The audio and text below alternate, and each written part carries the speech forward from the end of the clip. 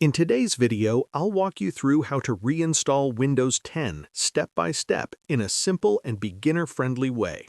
Reinstalling Windows can sound scary at first, especially if you've never done it before. But don't worry, this process is built right into Windows, and I'll explain everything clearly so you know exactly what's happening and what to expect.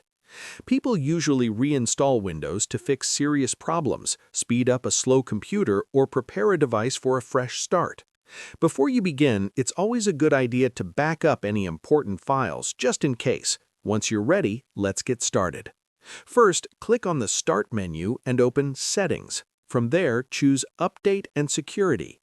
This is where Windows keeps tools related to system updates, backups, and recovery options.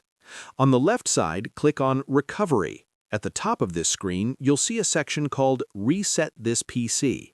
This is the tool that allows you to reinstall Windows without needing a disk or USB drive. Click the Get Started button.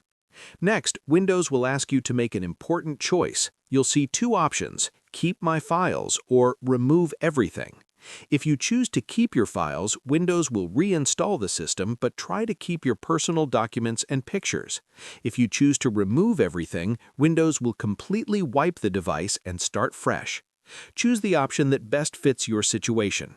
After that, Windows will show you a summary of what will happen. Take a moment to read it, then confirm to continue.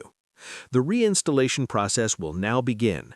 Your computer may restart several times during this process, and that's completely normal. This can take a while, so be patient and avoid turning off your device. Just follow any on-screen instructions if they appear. Once everything is finished, Windows will load with a fresh setup screen and your reinstallation is complete. And that's how to reinstall Windows 10. Share this video and subscribe for more helpful tutorials.